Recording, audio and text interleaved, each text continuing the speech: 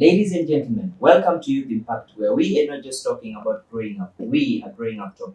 Youth Impact is a program that has been brought to you by Success Africa, a Pan-African media organization that focuses on the success of the youth from within and around the globe.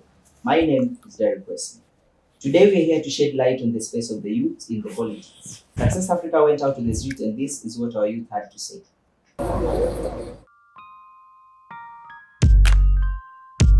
The nature of our Kenyan politics also has also made us give up with politics and issues. No, politics and economy are related. I mean economic well-being of especially the youth, because the future lies with the youth. So if anything goes wrong now, definitely the future is also not clear, especially when you are not on the bargaining table, because every government coming in, the most important thing are plans for the future, and the beneficiary for the future are the current youth. And so because of a lot of, I don't know whether I should call it conning or what, but that aspect of being played with or used has given it all the reasons.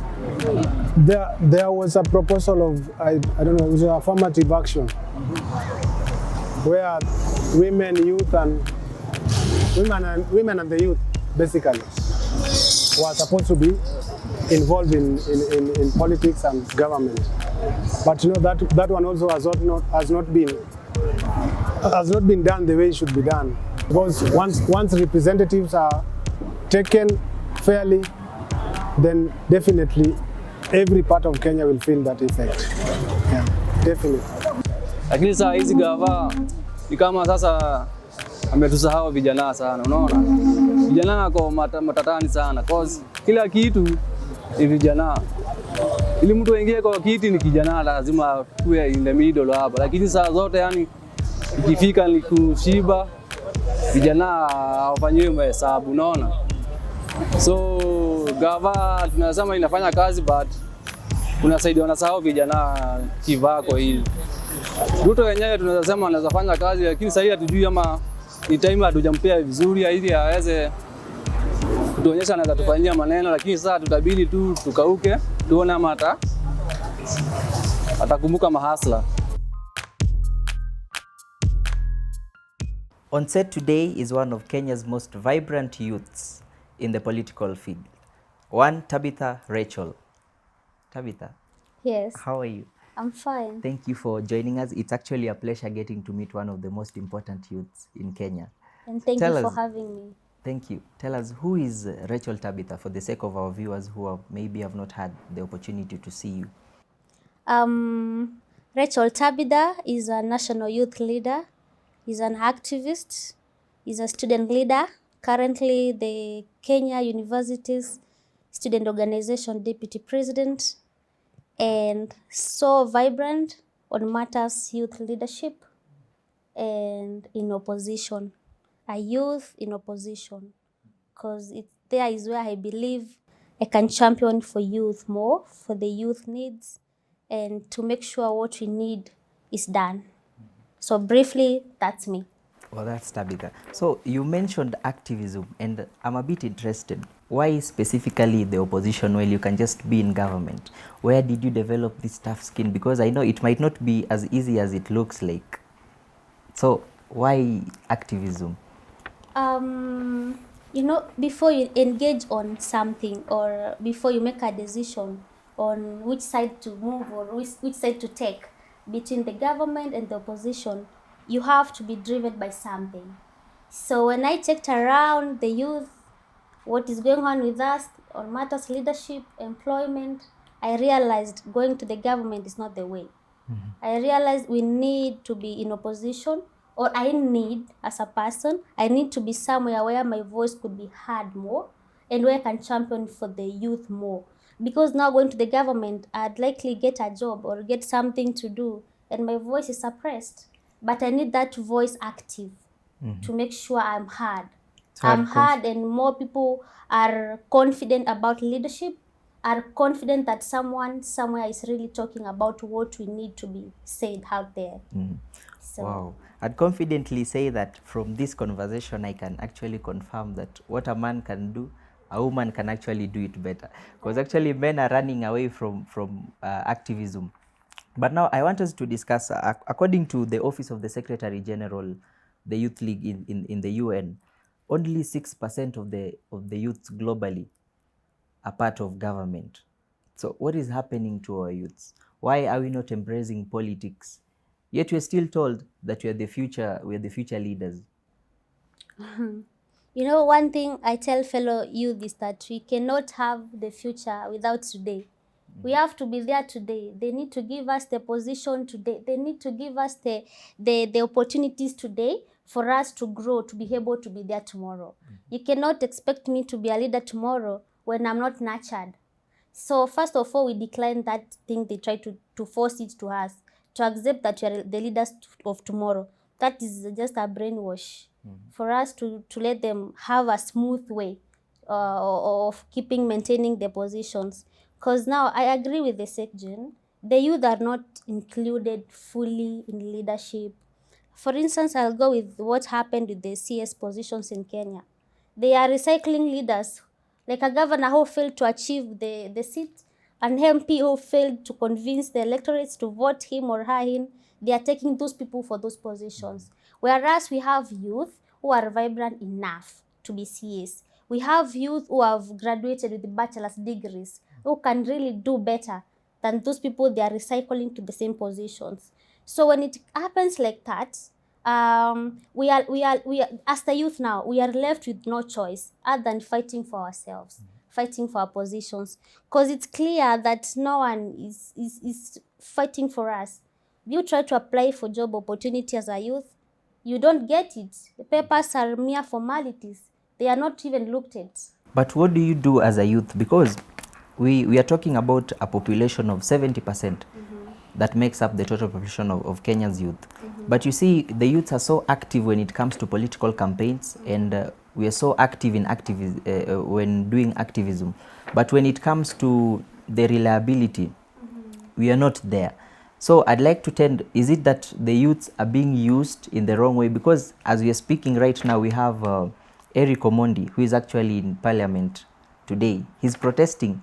He is naked, half naked, but he is having banners saying that he wants the government to reduce the tax. So the question is, are we doing it inappropriately, or what are the best avenues which we can use to fight for ourselves as the youth so that we are not taken as mediocres also? As it is in the history, youth have been used, but you know, for someone to use you, you also have to allow them to use you. So youth have been used by leaders to climb to the positions of power. Youth have been used, the brains of the youth are being used by the, I don't want to call them old people, but I'll call them the seniors. But they are old. Yeah, the senior most people are using the brains of the youth to do things. They are using the ideas of the youth to come up with other ideas that look like they are original, but they are not original. So I feel as youth also we are not doing it the right way. We are not being strategic enough, because if we united and said enough is enough, we are not going to be used. So what motivates these young people to actually be active in politics? You know, motivation actually is not there. They are trying to motivate themselves. Someone like me, I'm trying to motivate myself to be active in leadership, to be actively involved in leadership. But now the external forces, cost of living, unemployment, my stomach is it's empty. The motivation is not there. When I try to apply for a job with my own degree, I'm not getting it. So you find that the starting point is not there. You check at your colleagues who have supported leaders, they are also suffering. The leaders have forgotten them. So as at now, the motivation will only come from us. It is not there. If you wait for it, there is no option. Hakuna dalili. So as a young person who is actually involved in activism, what are some of the challenges that you're facing every single day when you are actually championing for things that probably other people would not do. That is activism. What are some of the challenges that you face? We face threats. The leaders who are existing, the senior ones, don't want the vibrancy that we are coming in with. They still want to maintain their positions. So they might threaten you that if you continue like this, we're going to stop you. Others will blind you with some small opportunities. That's a big challenge because I might be aiming into something so big, but someone comes in with an offer of a job. But you see, as a youth, I need the job. I need the job to sustain myself. So I'm likely to take the job and drop my bigger dream, that thing I'm Your trying to ambition. achieve, my ambition. Also resources. We are broke. I'll not lie. Everything is not working. So you find that even the small finances that you have cannot be enough for what you want to do. So the economical factor of it, the blackmail part of it, the threat part of it, and also now the unemployment. We don't have jobs. We have graduated. We are still getting more degrees, but they're just papers. So we have those challenges that now. So, what can be done to increase the representation of the young people? Because you're one person who has actually interacted with the Right Honorable Prime Minister himself. So, maybe you can tell us what are some of the initiatives that have been laid out to increase the political participation of the youths in Kenya also, so that we can see young people like yourself getting to represent youths, so that you're not championing for things that are not going to come true. Some political parties are trying their best to make sure they come up with leagues within the party. You find like there is a youth league, a women league that can mentor the upcoming generation. There are also organizations in Kenya, organizations like Oslo Center, is a sort of who give mentorship for the youth. They organize trainings for us, where we can get people to train us more, to give us more power to keep going. And also for people like Right Honorable Raila Odinga, he gives opportunity to the youth. You see, for someone like me to speak on national forums, Yeah. it's a big opportunity. It's a blessing. It's a blessing. So I think by giving us more opportunities where we can grow ourselves, giving us more platforms where our voice can be amplified, giving us trainings and mentorships, and also when we come up with projects, they finance them. The donors now are willing to finance us, they finance us. Because those little things in politics count a lot. Yeah. They push you so much. You get something small today, it gives you a great boost. Wherever it leaves you now, picking from there, it's good. Because in politics, you cannot start from nowhere. You need some platform where you can now, like a foundation sort of. Yeah. Because when you get it now and you are sharp, you just go up. So what is the impact of activism? Because what we see is actually a couple of youths who are jobless, carrying banners. Actually, all you need, my friends say, all you need is a marker pen and a board, so that you write all that you need, and a good voice, of course, to scream. So is it really helping so that we are not just seeing youths who are unemployed going out to the street shouting all day, and we are not having the fruits? So how impactful is activism? Activism is impactful, but when it is given some weight, when it's heavy. You know, if you find like 5 youth in the street, like, or 10, carrying banners, Where is this weight supposed to come from? it's supposed to come from the unity. When youth are united and we say tomorrow we are going to demand for jobs from the streets because they have refused to hear us through biro pens. You know, for you to go to activism, you must have done it in the more diplomatic way. So if the diplomatic way does not work, it's when you go with the banners to the streets. But now the question is, if you go 5 of you to the street with the banners, and then in the evening you've gone home, still without the job, have you made an impact? So the impact will come from the unity. If youths are united, we will be able to be heard. We cannot be heard when you are 5 of you. And it's so sad that you see the youth who are working in offices now, they are not buying the idea of activism. they have been corrupted. They don't understand that when you get a job today as one person, the rest 5 people who are jobless will steal from you. Yeah. If I've not eaten and you are loitering around with your food, I'll take it. So it's high time that youth realize that being empowered alone is dangerous. We need to be empowered, all of us, and that is through unity. Because I don't want to fight the government, but our government from Kenya has had history.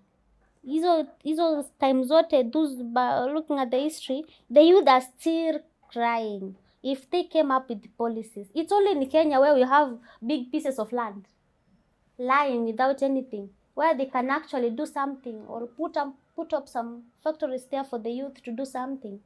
So what is the government doing to make sure that the youth are getting jobs? Do you trust that the youths are reliable enough to handle certain matters?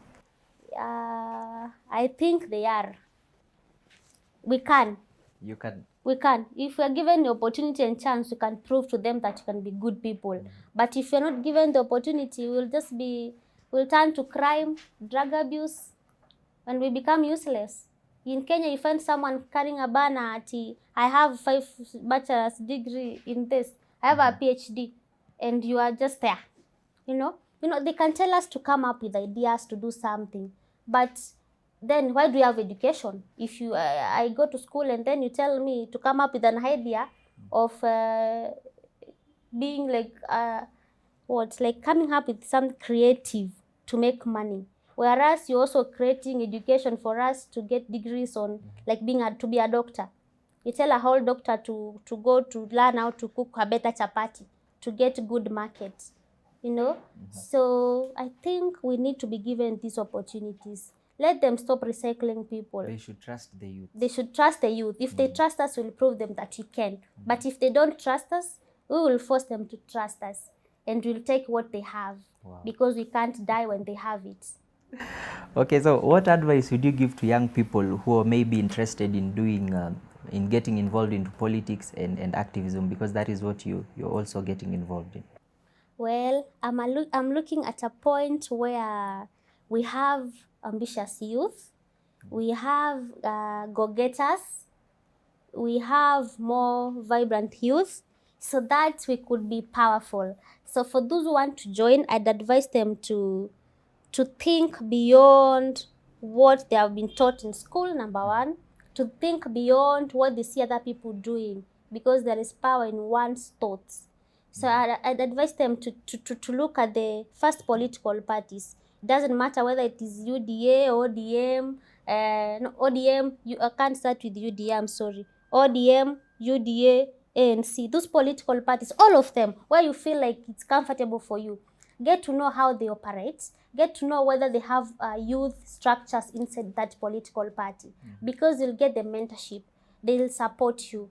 Let them get to know what fellow youth are doing. If they spot someone like me who's doing good politically, let them approach us and get to know what you're doing. Like for now, as at now, we have an organization for upcoming leaders. It's called YALA, Young African Leaders and Aspirants, where we give them a platform to grow, where we give them connections, politically of course, where we give them connections, where basically everything that they need as a starting point in politics. Let them be able to notice such opportunities and see how they can fit in. Because no one will come to your home and take you, because you have to be seen. They have to be visible for the other person to notice them. Yeah. So what is, talking of YALA, what is being done about the current apathy state? Because simply it's like people don't care. What is happening to the state? What is being done is not there. Because if what is being done is there or existed, we would not have this question today. I feel nothing is being done. The money that's supposed to go to civil education, to educate the citizens on what is their right, on what they should expect from the government, is going into people's pockets. So with that, now we'll keep crying about corruption, we'll make noise about everything. We are not even involved in budgets. And when the county government is making its budget, the common mwananchi is supposed to be included. but they are trying to make sure that people don't get the education on this. People are not informed about this kind of thing. So the people are just there.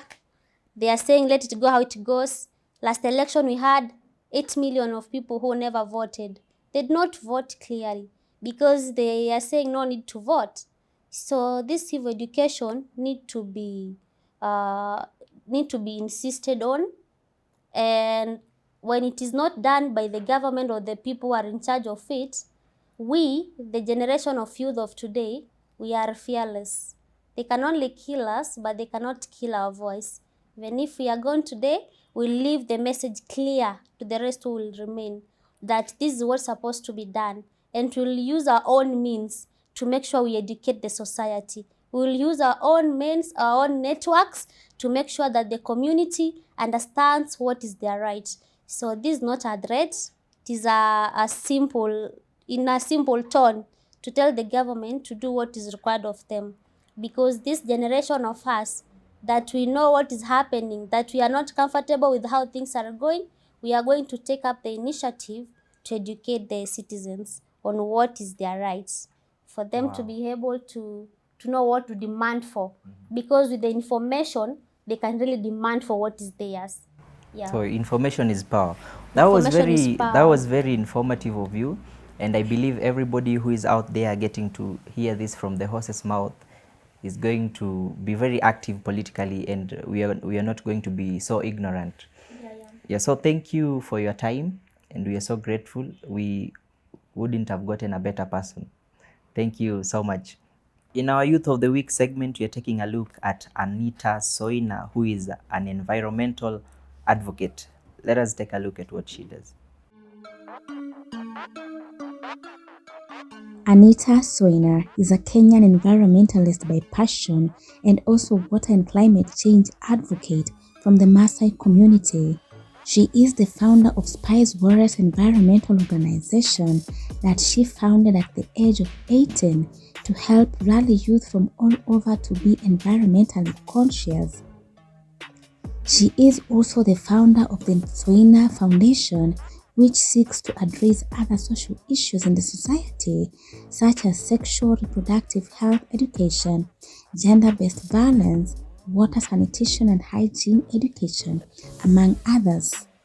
Her work has seen her nominated to represent in different conferences, such as COP26 in the UK, UNEA 5, Stockholm Plus 50 in Sweden, Sustainable Energy for All Forum in Rwanda, COP27, among others.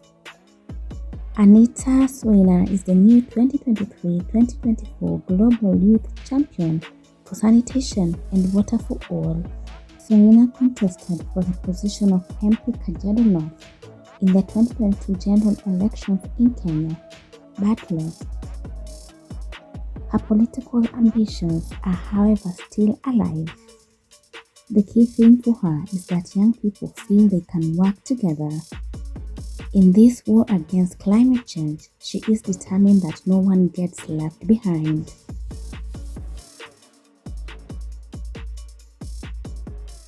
Wow, that was so informative. And we have gotten to realize that when leaders act like kids, kids get to become the leaders. Thank you so much for tuning in to Youth Impact. Until next time, we say stay curious and keep making a difference.